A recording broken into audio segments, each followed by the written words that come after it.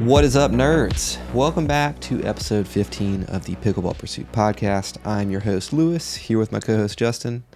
Dude, what's up, man? How you been? I've been good. I've played exactly 0 pickleball since our last episode. So not good. So, well, it was I was on vacation, and then since I've been back, it's just been raining every day. And as we've touched on before, I have no indoor facilities here. So I'm at the mercy of Mother Nature. Peasant. I know. Yeah. Yeah. And well, we'll get into why it was a particularly unfortunate week to not be able to play. Yeah. This week. Yeah, we have a lot of interesting things that came to our doors that we will be talking about. But first thing we're going to do is talk about the reload. Finally, you get to talk about your feelings about this paddle. I dropped a review. Long story short, if you have not watched the review, it's a great paddle for what it's worth. It's nothing that's going to be anything that's going to be an insane performer. It's not going to change performance. It's not going to do anything that really changes the game, apart from changing the fact that you can actually have a paddle that has longevity, which is the first thing we've had, apart from maybe the Proton, NanoTac, which we have not seen, enough time with. But the reload paddles, if you don't know or have not seen them and live under a rock, they are replaceable grits. So you have these sheets that you can peel off and place back on very simply and easily. But if I good luck doing that one-handed. Yeah, I know. How simple and easy it is. Very challenging with one hand. So if you are an amputee, it might be a little more challenging. But anyway, this paddle. I think if you're an amputee who can play pickleball, a sticker's not going to cause you any problems. Okay, you'll be fine. Yeah, you're right. You are totally right. If you are a fairly new amputee, it might be challenging. And if you are, I'm sorry about that. So, but anyway, you said I get to talk about my thoughts about it. Have I not talked about this on the podcast already? No, dude. You've been like, I'm going to wait till you drop your review to talk about it. I didn't want to spoil the review. Hey, man, I just like to do it the right way. So, mine's actually right here with it doesn't have the replaceable grit sticker on it, just because I think that looks cool, with the just a white plain face. It's not for me. Yeah. It's not a bad paddle. If I was going to recommend it to somebody, here are the questions I would ask. Do you like elongated paddles? If the answer is yes, I will continue. Are you okay with a heavier swing weight, like 120 plus? If that answer is yes, then okay, you're still in the running for reload. And then, the next question is, do you play a lot but not want to buy paddles every couple months? And if they say yes to all three of those things, I say this is your paddle, 100%. Yeah. And there's a lot of people that are actually going to say yes to all three of those. Yeah, it's not that hard to say yes. Yeah. Right. Yeah, for me, for a couple reasons. I don't do well with elongated paddles. It's not my jam. I also don't like high swing weight. And, we have the are these elongated paddles? Well, they play like it, don't you think? Yeah. Oh, I see what you're saying, because we discovered recently that they're actually 16.35 inches long, which is technically a hybrid length. But they look and play like elongated paddles, probably because they're, as thin as an elongated paddle. What's funny, the way that we found this out is the Spartus Olympus came in, and I put it right next to the reload. I was like, oh, they're the same length. This is an elongated paddle. Why are people saying this is hybrid? And then Justin was like, let me measure this real quick. So you measured it, of course. The reload is slightly shorter. We had some tape measure discrepancies. So I had to pull out 3 tape measures and a ruler to double check everything. So, I don't know. I think my tape measure is perfectly fine. I think yours is the one who's lying. Look, I told Lewis this, and I think the audience will agree. I have a wood shop, build furniture, and have a beard. So I am authorized to speak on tape measures. Nerd. So look, dude, this lives on my desk. I didn't just put this here for this podcast. So. Well, I'm sorry my tape measure is not good enough for you. That's, out of my control. I bought one. I don't have a wood shop. I do have a table saw and a skill saw, but it's actually not mine. It's my wife's. She just likes to cut shit up. So, well, all that said, the reload is 16.35 long, as is the Olympus. But the Olympus is slightly wider, of course. The Olympus is, almost as wide as a typical hybrid. Yeah, it is. I don't think it is. At least mine is. I don't think it is. I'll have to measure. I remember them being the exact same. I sent you pictures, bro. Length and width. But you probably did. But also, I don't think my tape measure is wrong, but my reload is slightly wider than yours. That is weird. Anyway, so none of this matters about if you want to play with it. We're talking about an eighth of an inch difference, maybe. Yeah. But yeah, for longevity concerns, and then something that people may not know if you haven't looked into it deeper is not only is the face grit replaceable, so that's attributes to longevity. The core, so the paddle itself that you stick the faces to, has a lifetime warranty. So if you core crush it, they'll just replace it. So so it truly does have complete longevity, in both parts. I don't know how you would, besides just beating the crap out of it and hitting the ground a lot, I don't know how you would, ruin it or use it up, Yeah. So as someone who switches paddles every single time I play, it is to your benefit to play with the same paddle as much as you can for your pickleball game, unless you just tinkering. So if you're looking to have better performance, buy one paddle, stick with it. Trust me, I'm a professional idiot. So, I do really enjoy the reload paddle. It got to the point where I was like, okay, I might want to main this because I can always change the grit anytime I want. The head heaviness doesn't bother me a ton. But then, of course, I went back to the J3K Pro and the J2K and the J2 Ti, and I was like, okay, it's not even a comparison. I'll live with the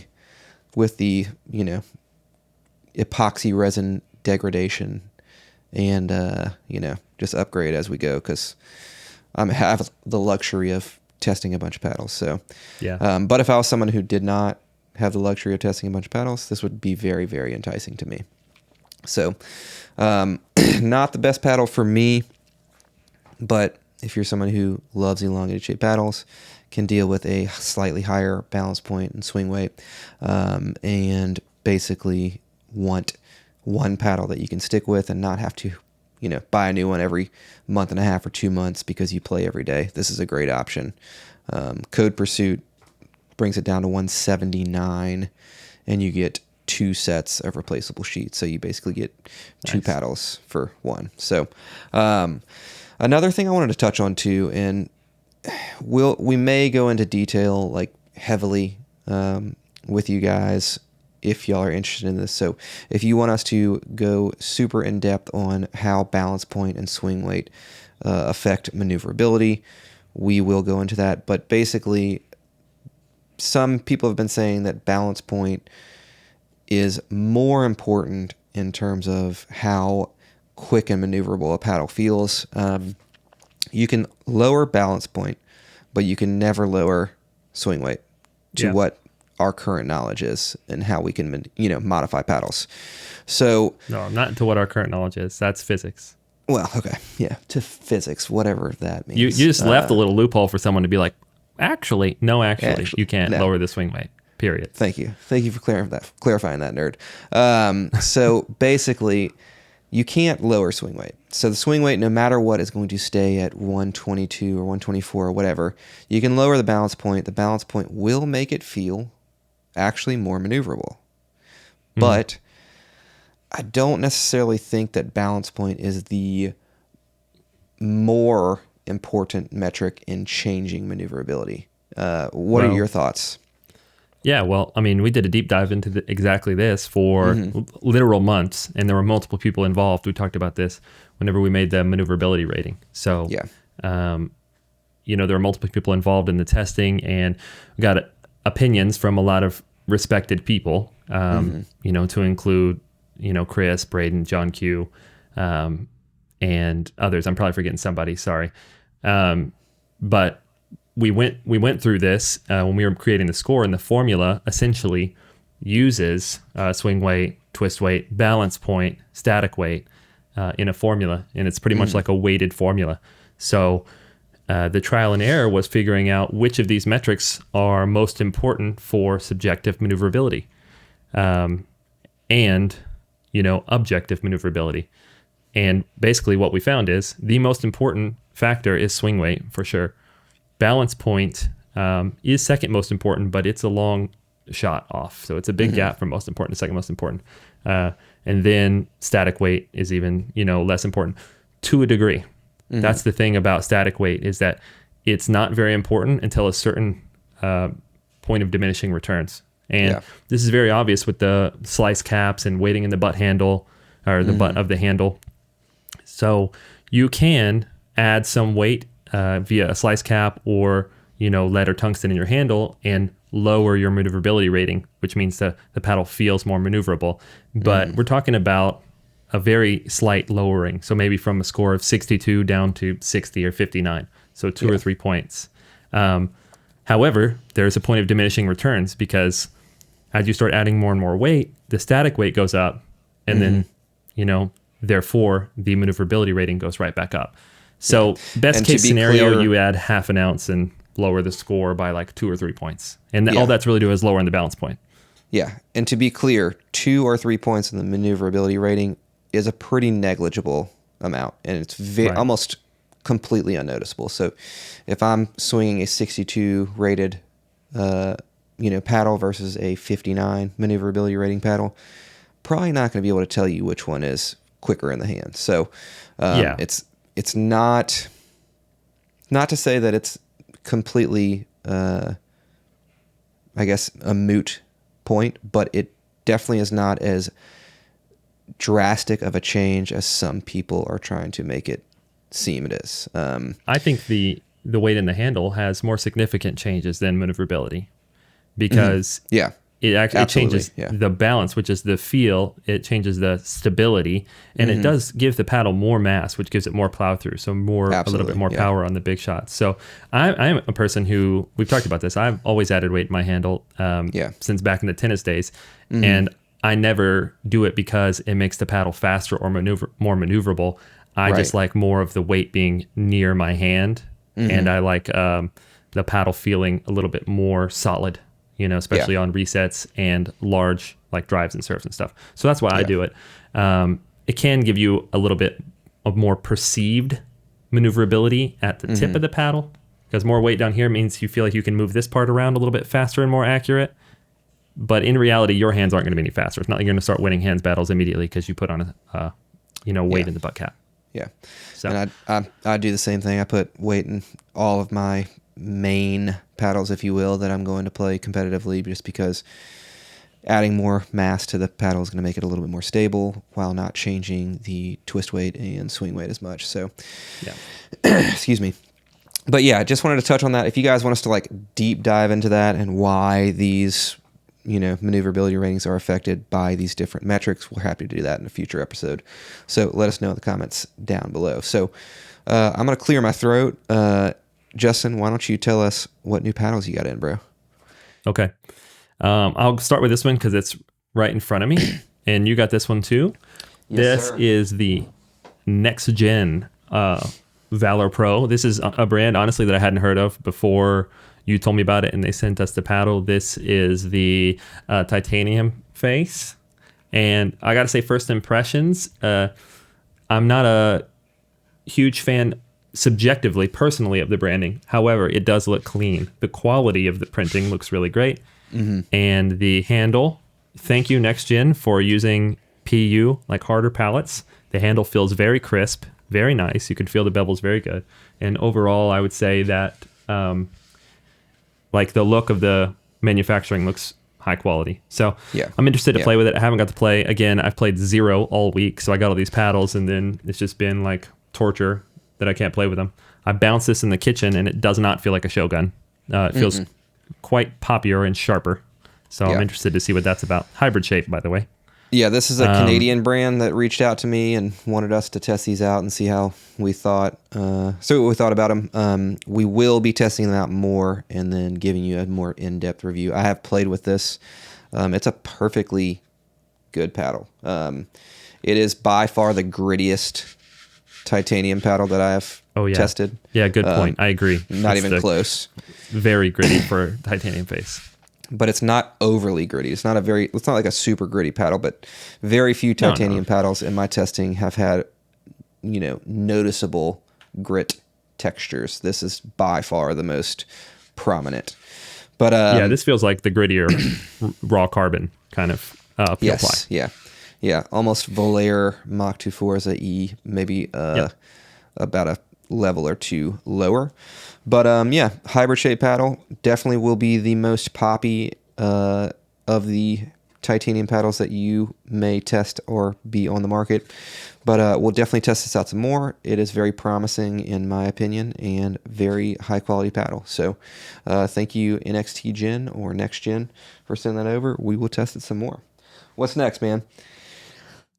So we got the Friday paddles. You got yours, right? Friday paddles? Yep. Got the Friday paddles, man. I don't have them in hand, but you might be able to see one behind me. I got a different graphic than you, which I like mine way better. What'd you get? Can you see it up here? It's you got like the purple, nice. Purple like Japanese wave style. And that one is fiberglass, and it feels like it. Feels quite poppy. Both are elongated shape, and the other one is their raw carbon fiber, kind of more performance line. As far as I know, it's like a Gen 2 elongated, but so far it feels really soft, like for a Gen 2. It feels very control-oriented. It's got a very plush feel. Again, zero real play. This is talking about just hitting around in my house, basically. But it's obvious, just hitting a ball, bouncing, and doing a little dinking with it, that it's very soft and very control-oriented. So, and I know that those are super value-oriented, and they look good. So I think it's cool that they use the bottom of the face to add some graphic on the raw carbon fiber, because you're not hitting the ball there anyway, So that was a smart move. Yeah, definitely geared towards the less serious player. However, I mean, I've seen some pretty solid players playing with Friday paddles. That paddle's plenty good. Yeah. There's a guy who's an instructor. He actually uses this specific Friday paddle in a different really? He uses the fiberglass one. Colorway. Yeah. And he's a really solid player. So just goes to show you, man, your paddle, even though it's cheap, that does not mean it's a bad paddle. So, which we'll get into more. I also, exactly. I know there's a lot of, we're going to have a lot of callbacks this episode. Yeah. I also, if you see right here, I don't know if that's going to be in the frame, but I got the Spartus Olympus. I'm not as privileged as Lewis. I had to pay for mine. I bought it like 2 weeks ago, and it finally came in. Or I bought it like maybe long time ago. But it finally came in. Of course, it came in as soon as I left for vacation and then the rain. So again, haven't been able to play with it. Really looking forward to that one. Have heard basically only good things. So very interested. The shape in hand is totally different than what I expected. Kind of what we touched on earlier. It's nearly an elongated shape. It's basically 16.35 and it's like 7.65. So barely wider than an elongated. And the handle is quite short. So, I mean, I guess it's maybe about the same as like the J2 handle, right? Don't you think? Lengthwise? I would say it's like a 5.3, but it feels like a short 5.4, not like one of the ones where you could over wrap it up. Yeah, so I'm looking at, obviously, callback real quick. It is maybe like a tenth of an inch or less wider than the Reload. Yeah, it's exactly an eighth of an inch wider. I had to tell you. It's not that big of a difference, but... Yeah, I'll be honest with you. I'm not really too excited about this shape. I don't love it. But... Yeah, I mean... I won't say until I play with it, but just in hand, it feels kind of more like an elongated paddle with a short handle than it feels like a hybrid. I would say I would agree. But it has excellent numbers. I think it was 108 swing weight, and I think it was like 6.1 twist weight. Do you remember when I sent you what it was? I plugged it in the... I can look it up. Decent numbers for a 14 millimeter hybrid. Yeah, very good numbers for 14 millimeter. Yeah. So should be a pretty interesting paddle at the kitchen line. You got anything else in? I got some other stuff in that I can't share. So Bruh. You didn't plug it in, but 113 6.24 was Chris's. Oh, mine You was didn't plug yours 108. in. Yeah. Yeah. So interesting. Maybe mine was 109, actually, now that I think about it. I'll have to measure Close it again. enough. So, But so around yeah. the 110 to 112 range. Well, I got another paddle in, which I'm actually very excited about. It is the Ace Heart Omnicore. One day I'll be as cool as you. Yeah, so I thought they had Omnicore on here. I wonder if they sent me the wrong paddle. No. This is the only Ace Heart, right? They only have one Ace Heart. Yeah. Okay. I mean, you've thought- bounced a paddle on it. You can tell it sounds different, right? It doesn't sound that different. I'll hit it with you. Hit it for you right now. I don't know Ooh, if we're sorry, going to be guys. able to hear through your mic. Yeah. Ow, my ears. Yeah, I had to sounds put a like headphone warning on the screen. a pretty similar sound to most Gen 2s. I'll look into that, but I'm pretty sure that that's the only Ace Heart. But anyway, their Ace Heart is their new Gen. I think they called it like 3.5 or something like that. Marketing is getting funny. Yeah, marketing hype for sure. But it features like additional edge foam, similar to like what the Yola Gen 3s are doing, but in a different manner. And I think it's less foam in terms of thickness from edge to center of the core. Yeah. And a different orientation. So, Yeah. like the Yolas is like this U to make the diving board effect or whatever. And then the Ace is actually a second layer all the way around. Yeah, it goes and from what I've fully heard, around it's the not. face. Yeah, from what I've heard, it's not like offensively powerful like the Yeah. Gen 3s. Speaking of the Yeah. Gen 3 marketing, you saw that Kiwi Labs in their new paddle of the circuit, they advertise as a Gen 2.9. Yeah, Which I think that's a pretty, if you're a paddle nerd or a pickleball nerd and you're into it, that's a pretty like funny meta humor from Larry. But there's probably a lot of people who won't understand, but whatever. It's just more jargon on the face. It's not like it matters. But if you get it, you get it, sort of thing. Gen 2.9. So confirmed. That is the correct Omnicore Ace Heart. So that is their Gen 3.5 paddle. I don't know why I thought it said Omnicore on it. I'm losing my mind. Just remembering the marketing, that little video. Yeah. Good. So you just cool. went over all the stuff you got. Is that basically what you're going to be reviewing next? No. So next will likely be the Neonic Flare. Are we allowed to do the Flare? Yeah. Ben said we can talk about it on the podcast. But can we? Are we allowed to review the Prime? The 14 millimeter? Yeah, he said we can talk. Remember, we already talked about this last week, and we went over. I couldn't remember how if they're we're. going to. Yeah, I just couldn't remember if he was okay with us reviewing this since it is a different paddle than what we they went over the initiated. full details last week. If you didn't catch last week's episode 14, essentially there's going to be another version of the Flare Prime. It's going to be the Flare Prime X. It'll be a bit different than what we have, and what we have may or may not be publicly released. It's a great paddle. And then the Flare, just regular Flare, titanium face Flare, you can't release a review until launch day, which is September 10th. So I'm sure you'll have plenty of reviews released on that day. But Vin did give us the okay to talk about this on the podcast. We briefly touched on it. I'll save most of my opinions so that you can, talk about it in your review without spoiling anything. Yeah. So these will probably be next, which is what the 10th is next, a week from today, which is Wednesday. I'll probably have those out by then. And then I'm going to leave it up to you guys. Do y'all? No, I take that back. I'm not going to leave it up to you guys. I'm thought about it for a second. And I just remembered that it's the 20th is the release date of the Rhombus Ripples. But I'll probably get this out, the J2 Titanium, which is the production models coming to me, should be here tomorrow.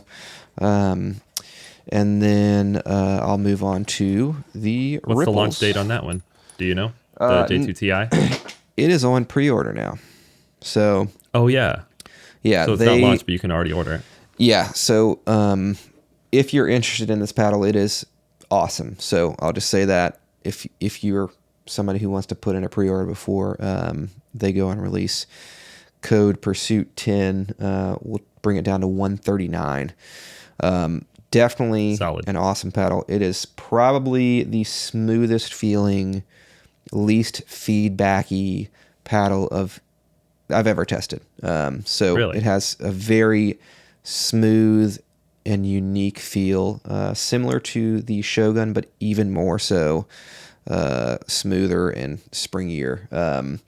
So I would say it's definitely a little more control oriented than the J2K, but I would have to put them side by side to confirm that. But based off of feel, I would be absolutely shocked if that was not the case when testing them side by side. But I'll do that full review as soon as the production model comes in, which should be in the next day or so, and start testing that out pretty heavily. But then I'll go on to the Ronvis Ripples, which are nasty. Nasty in a good way. These paddles are filthy. I don't know if I should talk too much about them, but man, these paddles are ridiculous. Too powerful, first of all, and they're only 14 millimeters. And the spin is just unbelievable. So that's all I'll say about those. Enjoyable to play with. And then I'll obviously be reviewing the Ace Omnicore Heart on the podcast very shortly after all of that. So yeah, got lots of paddles in the queue, man. Oh, are you going to review the Olympus? Shit. The Spartus Olympus? Yeah, I just forgot about that. I don't know what the launch date is, but the Olympus. I don't know what the launch date is. I think it's September something. I mean, a lot of people already have it. Yeah, I'll probably be one of the latter people to review it, just because I've gotten so many other paddles before it. We'll talk about it on the pod at the very least, since we both have of course, yeah.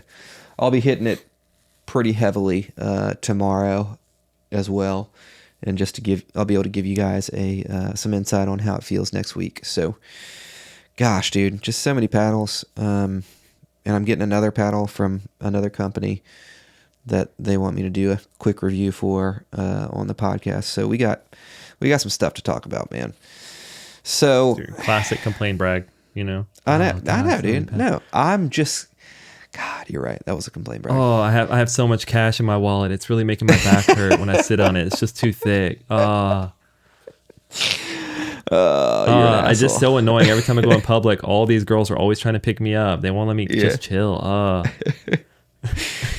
Oh, man. Anyway, so, yeah, we got lots of paddles to review. I still need to hit the Gold Kevlar body helix. I still need to hit the Slice Pro. Still need to hit the Dunanimous. There's just a lot of paddles that I need to get to that I want you guys to just know how they play. So, yeah. And then we got some stuff we're going to talk about. Let's move on, man. This has been. I was going to say. Speaking of, too many options, you said that you wanted to do kind of a quick and dirty paddle buying guide for the different, types of players. Yeah. So we got 3 types of players. We got the newbie, we got the regular, and then we got the hardcore nerds who are just playing all the time, super devout into pickleball and just trying to improve as much as possible. So if you are new to pickleball and you've played one time, you probably borrowed your paddle from some of your friends and you're like, man, this is really fun. I really like this. Do not go buy those cheap paddles on Amazon that are like $30 a piece. You're wasting $30. Yeah. Do not buy those. So what you need to be looking for is a paddle, in my opinion, that has raw carbon fiber on it and that is around $50. And the one that I have chosen is the 00 Start from Kiwi Labs, which is actually a pretty cool looking paddle. Great recommendation. This is a Gen 1.5, which means nothing to noobs, but basically it's going to have some perimeter weighting underneath this edge guard, and it's going to make it more stable. This paddle is using raw carbon fiber, so it's going to have good spin because it's using something called epoxy resin grit texture. You're going too deep. You're going too deep for the noobs. Yeah, you're right. Go ahead. I was just going to add to what you said because I have a couple notes here too. And basically you hit them. I was going to say, this is for someone who played and loved it and says, I'm going to keep playing, right? Yeah. Just go $80 or less is what I would say. This is $59, I think, after discount code. Yeah, probably 50 to 80. You can find good paddles in that range. Look for, like Lewis said, something that says raw carbon fiber. Anything that says that is going to be good enough. Mm-hmm. And here's where I would diverge from talking about epoxy grit. I would say if you're a newbie and you've satisfied those other conditions, just get something that you think looks cool. Because when you're out there and you're just learning to play pickleball, you're just wanting to have a good time, and maybe you're the new person on the court, it's already kind of intimidating when the courts are full. You don't also want to have a paddle that you're like trying to hide because you think it's ugly or whatever. Get something that you like, that you think looks cool, that you look cool in your Instagram post with your buddies with. So just get something that looks cool and says raw carbon fiber, and don't spend really probably more than $80 when you're first starting. Do not spend more than $80. There are so many great paddles for $50 to $80, and anything more than that is just going to be a waste of money for someone who is new to the game and is just playing for fun, which if you progress into the next category, which is our regulars, which are playing, once, twice a week consistently and just love it, and maybe 3 times a week. This is somebody who I would say you can probably go out there and spend $100 to $150 on a paddle. And if you're a regular, you're probably sitting somewhere around 2.5 to 3.5, and you're probably progressing somewhat quickly because you're playing more regularly. And I would look for progress. Yeah, you want to progress. Yeah, that's an important thing. If you don't want to progress, just stay with those $50 to $80 paddles. You don't need to spend a ton of money. But just having a paddle that performs decent is more important than anything. So if you are a regular, I would say look for something that has the word thermoforming on it and is less than, I would say, $150 or probably $130. I'd say stick anywhere between $99 and $130. There's a ton of paddles out there that meet that criteria. In my opinion, the best 2 are the Kiwi Labs Slice Pro. Kiwi Labs Slice and the Sword and Shield J2 paddles. I'll link a top 5 paddles under $100 that I made, and both of those paddles feature in the number 2 and the number 1 spots. So great insight to check out. Justin, what would you say is the most important thing to look out for someone who's a regular trying to improve? Yeah, performance for value. So you said it, probably keep it under 150, but there's so many paddles under 150 that are essentially top level performers. Yeah. You also said thermoformed. I have on my notes Gen 2. So just look for something that's thermoformed or what they call Gen 2, and that's going to be plenty good. Here's what I would recommend. I would say this is the time now to figure out your shape preference.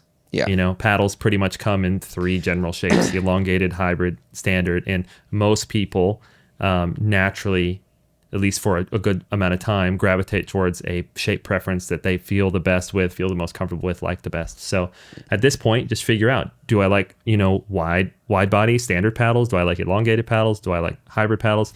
And find a paddle in that shape. And then once you're kind of getting, out of that kind of regular stage and into the next stage, which we'll get to, this is probably the time to start looking at customizing. So, so once you're ready to cross the line into paddle nerddom with the rest of us, it's time to start looking at tungsten tape, lead tape, and figuring out, how do you like to customize your paddle for you instead of just a paddle off the shelf. Yeah. So yeah. And the shape that I would most recommend to people is probably the hybrid or the standard shape, which means hybrid is paddle that's 16.3-ish inches by 7.7 inches wide. The reason why I recommend paddles that are slightly wider is just because usually we're missing on the sides of the paddles, less so high and low on the face. So this will give you a little bit of room, be more forgiving, and just be a better paddle in terms of just enjoyability when playing. So look for those two first. If you hate it, you just feel like you need some more reach, then you're probably going to want to go to the elongated paddle, which is a very rare thing for people who are just starting to become regulars and more serious about the game. Unless you have prior racket experience, then you already have like really good hand-eye coordination with where you're going to hit the sweet spot. And, a lot of tennis players who are used to a racket, which is much longer and heavier, tend to feel pretty comfortable with the elongated paddles. Yeah, so that's a good point as well. Those are the only people probably who have a preference for elongated is prior tennis players, or maybe other racket sports. But even other racket sports like badminton, those they're really light rackets and they're very wristy. So even those people tend to like standard shapes or hybrids. So ping pong players definitely like those. Elongated. Yeah, and then if you hold way up here like a ping pong player, you probably but yeah. So who's our last category? These are our last people. Category. These are our paddle nerds, man. These are the people who are going deep. They're playing multiple times a week. They're drilling. They're trying to get better, and they're trying to get the absolute most they can out of their paddles. So there's a lot to unpack here, but we'll try to keep it as quick and easy and digestible as possible. In my personal opinion, you are already here. You know what your preferred shape is. Mm-hmm. What I would look for is a paddle that is meeting the specs that you prefer, which are the swing weight that you like to stay within, swing weight range, the twist weight range that you like to stay within, and then the most important, in my opinion, is probably the handle length, which just kind of goes a little unnoticed and untalked about. Handle length is massively important to me. It's something that sometimes I won't even pick up a paddle and play with it because of its handle length. If it's less than 5.3 inches, no chance I'm playing with it. You may love a short handle. So when you find a paddle within that range of specs, now you can start selecting things based on the materials they're using, how much spin it gets, the cost. Cost is also a huge factor on that. So, Justin, what am I missing here, man? I would say, like you said at the start, if you're a true enthusiast, we're not telling you anything you don't know about paddles. You probably are researching paddles. Clearly, you're watching a podcast about paddles, so we're not going to be able to tell you about a brand that you don't know about or anything. Rarely, maybe. Yeah. So I would say if you're an enthusiast, you hit the key points, figure out your preferences, figure out your customization, and start dialing your paddle in very specifically to you. The other things I would say are find a company that you resonate with, because you're probably a repeat buyer. If you're a true enthusiast, you're probably getting a paddle every 3 months or 6 months maybe. So find a company that you believe in, that you care about, that you like, that you want to support, because you are going to vote with your dollar, so to say. So I think this is more important in this category. Do not be afraid to become an ambassador for a company, especially if you really love their paddles. I would love for you to use my promo code, but also it would be more beneficial for you to be an ambassador and receive an even bigger discount on those paddles and be able to rep that company.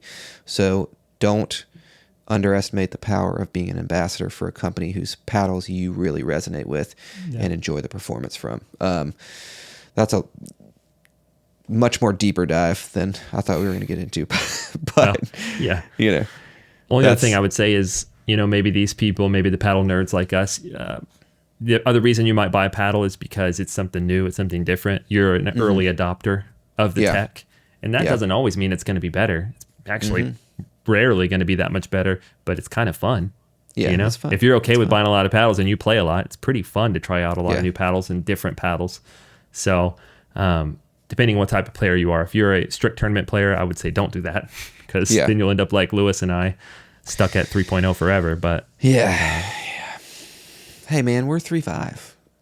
Oh, sure. Technically, Yeah. we play in 4-0, but Barely. don't look at our dupers, guys. Don't look at our dupers. Yeah. Well, hey, we got some tournaments coming up, so maybe the dupers will change. The dupers will. Hey, oh shit, guys! I'm playing in a duper shootout this Saturday. Oh, this weekend. Yeah, this weekend. Okay. I told you guys I would play in a tournament once a month, and I'm not going to play in a tournament this month because all the tournaments here are like indoors on gym floors. So The duper shootout doesn't count as a tournament? No, I wouldn't count it as a tournament, but I would. It's close enough. There's no, you're not playing for a place. You're just playing for. What is it? It's like a ladder league sort of thing? I think we're going to do a round robin. There's going to be, a certain number of people who sign up, and then you kind of rotate between partners and go. That was a really sounds fun. Aggressive hand wave right there. But anyway, I'm jumping into it, guys. Going to make some more content for Road to 4-0 Gold. Yeah. It's happening. It's happening. We have already kind of told you or teased you that we're going to be playing in a tournament together upcoming in November. And this time, Lewis, we should actually make some content. We said last time we were going to, and we didn't do anything because we were so pissed at the poor organization. I'm in my safe space now. We're at Stacks, so I'm in a place I'm comfortable with. I have no problem filming. I don't care. You'll have all your gear. Yeah, I'll have my gear. Probably Tabitha will be We'll have there. to actually make some decent content. And I'm coming to practice in just a couple of weeks. We'll see if we're able to get anything interesting filmed. Yeah, that'd be fun. So. All right. Anything else we want to say about nerds buying paddles? I feel like we've one hit other the nail really on the head. important thing that you could do. This is a home run, can't fail. Just watch Lewis's reviews and buy whatever he says is cool. If he says it's cool, there's no chance he's wrong. Yeah. So go for it. The good news is I usually am not going to do a review of something that I think sucks because it just would be a waste of time. So if I'm making a review, 9 times out of 10, it's a really solid paddle and something that either I would play with or I know a subset of player categories would play with. So not to agree with you on what you said, but I would like to think that I do offer you guys some value. So if you are curious to how paddle, no. Oh my God, we got to get out of here. Were just driving on me today, bro. All right. I love it. We are going to jump into NERDTOWN. Justin, bring us, man. Bring us to NERDTOWN. We're all aboard. We're ready to go. We have had some interesting findings. Yeah. Take us to it. Captain. Here we go. All aboard. So we have been talking about this paddle today. We've been talking about this paddle today. We've been talking about the J2 Ti today. All is to say is there are a lot of titanium face paddles coming out, following in the footsteps of the Shogun, bread and butter Shogun. And question of the day in NERDTOWN, is there actually any titanium in this paddle? Short answer. Let's talk about how this, real quick, before you give the short answer. Let's talk about how this became. You questioned this pretty much from the get-go, right? Well, yeah. I have connections with manufacturers and suppliers, so. Yeah. I was just like, I always thought it was weird. Why would you put titanium in a paddle? Right. I thought it was just like metal flex that they're just like calling titanium. It is quite sparkly, metallic. Yeah. Yeah, they're quite. That. Yeah, and then I was like, okay. I talked to some owners and they were like, I don't know. And then I was like, okay, if they aren't sure about it, then I cannot imagine that there's actually titanium in the paddles. So, Justin, give us a short answer, man. Short answer is no. There's no titanium in any of these paddles. As Lewis said, there's a lot of runaround about what the answer actually is. I've gotten answers, and these are from suppliers, manufacturers, even to paddle companies. The answers have ranged from, yeah, it's definitely strings of titanium. all the way to no, it's not titanium. It's carbon fiber that's dyed with oxidized titanium. Mm-hmm. Also, no. That was one of the things that I heard as well. Yeah. But also, and somebody was saying that go ahead. Titanium is quite flammable, right? Well, it depends.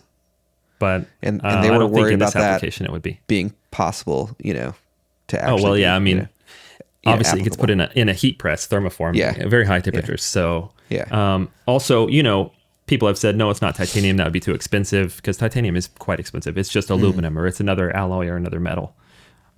Y'all, it's not metal. So to burst the titanium bubble, it is polyester. It is specifically PET. I don't know the long name of that, but you can Google it. It's a type of polyester. It is responsible for more than 50% of the world's synthetic fibers. So it's can be made metallic and shiny, just like you've seen. Imagine a polyester jacket. You've seen those polyester metallic jackets. Same type of thread. Yeah. So they essentially, this is 3K carbon fiber woven. That's what the faces are. And the 3K just means that there are 3,000 strands of carbon fiber in each toe, is what they call it. That's basically each, wide band. And so that's why it's called 3K weave. Now, the interesting part is the application of this titanium weave is kind of different. This paddle and the Shogun and the J2 Ti have a 3K, what's called a basic weave. So it's just, imagine a basket weave, one under, one over, one under, one over, just like this, right? And they will have the polyester or PET titanium threads going both horizontally in the warp and vertically in the weft. So that's what is warped and weft in the weave. So you get this kind of multicolor effect.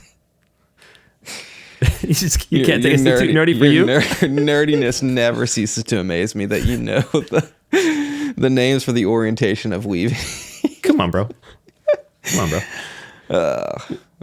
You would be disappointed if I didn't. Good. Yeah, I would. So on this one, you can see how it kind of looks red. That's because these strands are, red here, and these are silver going this way. So this is the same as in the Shogun, and there are multiple colors. You just can't hold it in over there. I'm so red right now. Oh, man. Just learn something, okay? Just sit there and learn something. You don't want to learn about warped and weft? Come on. I'm trying, nerd. Oh, God. All right. Okay, well, together, guys. I'll be quick. Okay, look. Here's the contrasting. This is the neonic flare. Now, this is a 2x2 twill weave, but it's still a 3K because it's still 3,000 carbon fibers, in each little toe. However, since this is a 2x2, it basically means that each strand goes over 2, under 2, over 2, under 2. So it looks a little different. It gives that kind of diagonal look that you see on the carbon fiber and Kevlar weave too. That's a twill weave, And on these titanium 2x2 twill weaves, you actually only see the strands of the polyester going horizontal only. So I don't know. Here, we'll try to get a little closer, see if it'll focus. These only go horizontal and they're only gold. That's why this is a little bit more muted. You can kind of see the gold, but it's not nearly as crazy as the paddles that have like the full crazy metallic color like this, because there's twice as many metallic strands. So those are the different kinds, and that leads me to, how did this all begin? Why did we begin calling it titanium? There is a color of this fabric that is from the supplier named titanium. And it is because the horizontal strands are gold and the vertical strands are silver, and the way that it reflects metallically is kind of similar to the color of titanium, the metal. So this is a product name, a product color, as in if you bought your Nike shoes and they said royal blue, the material isn't royal blue. That's just the color, but they're still called royal blue Air Force Ones or whatever. So the first and most common version of this fabric was a titanium twill weave, carbon fiber twill weave. And either due to accident, marketing ploy, translation, I'm not exactly sure, someone called that titanium once, and then it got stuck that it is actually titanium, and that's how we got here today. And deep dive, if you want to look at the first paddle that was actually using this, Lewis, you showed me this. Yeah, there's a paddle from multiple years ago that was using this titanium face. However, it wasn't marketed that way. It's called the ProLite Titan, and there's multiple versions of it. And I almost wonder if they named it Titan because they were using the titanium color of the weave. Yeah. And but in their marketing, wasn't it gold? Wasn't the gold metallic? It's gold and silver. It's gold and silver, which is the titanium color of this weave. If you go to the supplier and try to buy it, there are multiple colors. Red, blue, titanium is the color that is gold and silver. It has silver strands vertically and gold this way. So that paddle was using it. However, they marketed it as 3K carbon fiber with silk woven in, which makes perfect sense because if you look at the supplier, it actually says synthetic silk, which is polyester. Go figure. You know, polyester is essentially synthetic silk. It's a synthetic fiber. So now that Lewis learned a few things, couldn't handle it, brain exploded. That's our trip to NERDTOWN. I don't know why that one got me. But no. The trip is not done, man. What else is there? What is that utilized and then creating? You were telling me they utilize that, break it down, right? And then create regular carbon fiber. Is that right? Oh, you're talking about CRFP? Yeah. So, or CFRP, sorry. Yeah. Said it backwards. This isn't, this fabric as a whole could be called a CFRP, which means carbon fiber reinforced polymer. But what I was telling you is that CFRP is kind of a general umbrella term. And that's why it was really hard to figure all this out, because CFRP is a lot of different types of things. A lot of industries take carbon fiber and polyester, oftentimes recycled versions of both. They essentially shred them up, mix them, and melt them, and then they extrude them into a new material that is a mix of polyester and carbon fiber. And it's a really strong, really lightweight, really cool material. And it's used in aerospace, automotive, a lot of high-tech industries. So F1. Yeah, there you go. Yeah. So all that to say is, even though this material isn't titanium, isn't some, rare metal, even if it's just polyester, same as a shiny jacket, that doesn't mean it's bad. Yeah, it's probably badass. I would say nearly. I would say performance-wise or as a product, it's probably, I would guess that it's similar to 3K carbon fiber without the polyester. However, the polyester may add some unique personality, as we've come to know from these faces. And I have some theories of why that would happen too, but nothing confirmed. But yeah, so that's that. So it's not, this wasn't to shit on titanium as a face. That's just to say, this is why it's called that, and this is what it actually is. It's probably still going to continue to be marketed as titanium because language is flexible and it's already grown legs. So I'll still call just it for the nerds to know. If you know, you know. It's still cool. I still really like it. And this paddle specifically, I really love. Huge fan.